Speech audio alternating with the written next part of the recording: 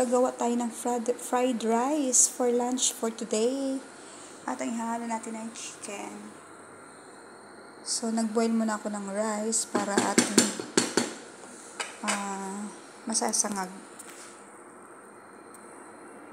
So, ito yung lunch namin ngayon. Simpleng fried rice lang. Okay? Wait lang guys, kaya i-drain ko muna yung water.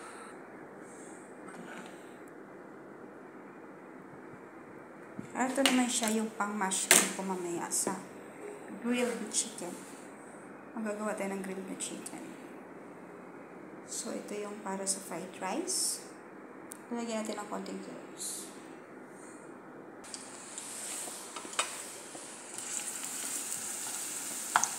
Lagyan muna natin yung sibuyas guys para dito sa chicken. Una ko na lang igisa yung chicken para hindi siya magiging alanganin doon sa pag-mix doon sa rice natin mamaya. So, nilagay na natin yung bawang, yung garlic. At ilalagay na natin yung chicken.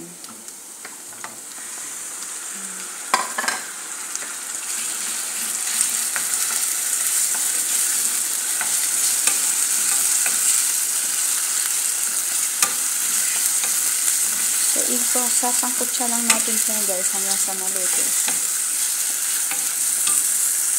Lagyan natin siya ng corn para may magiging veggie siya. Wala kasi kaming mixed veggie ngayon sa bahay. So, ang carrots din ko na siya ihahalo sa pagkisa doon sa kanin.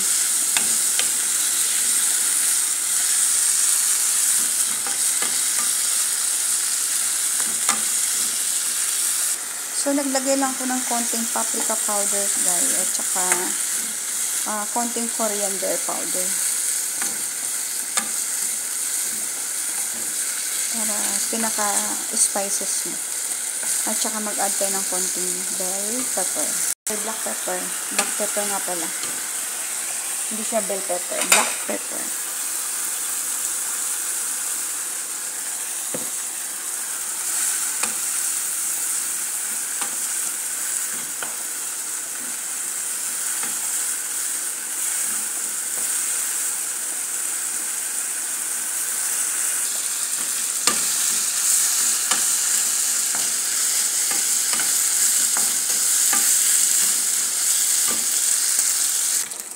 So, yung egg guys, siniparate ko siya ng para ang purpose natin, kahit maghalo-halo sa kanin, hindi siya mawawala.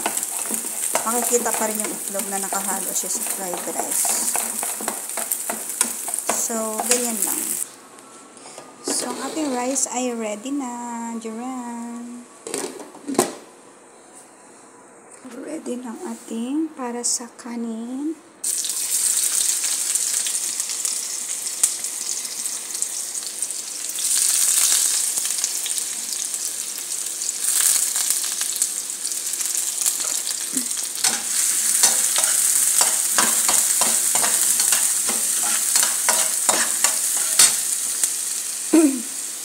Ating bawang, ating garlic.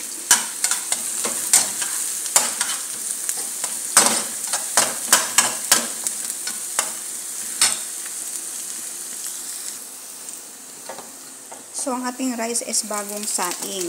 Kasi wala kaming bahaw. So, ganyan lang.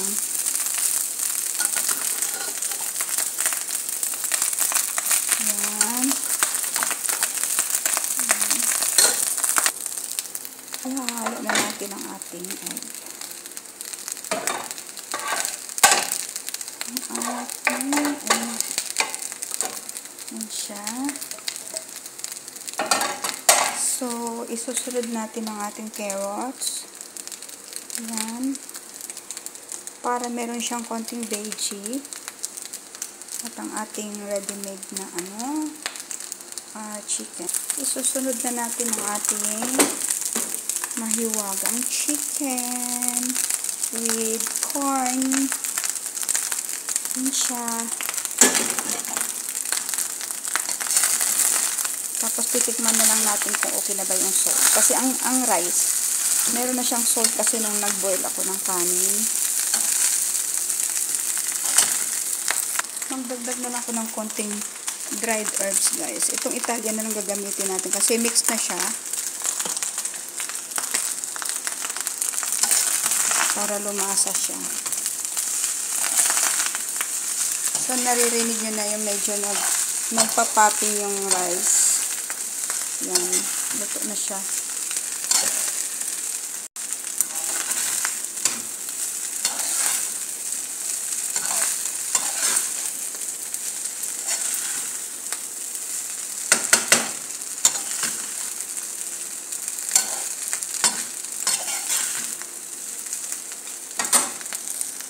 So, tatakpan na natin siya, guys, para mag-in-in tayo dito sa yan. Nalagyan natin ng hadida at ililipat natin dito.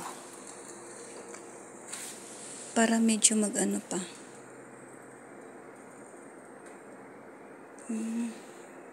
Manatili siyang kaya magluluto ako ng ano.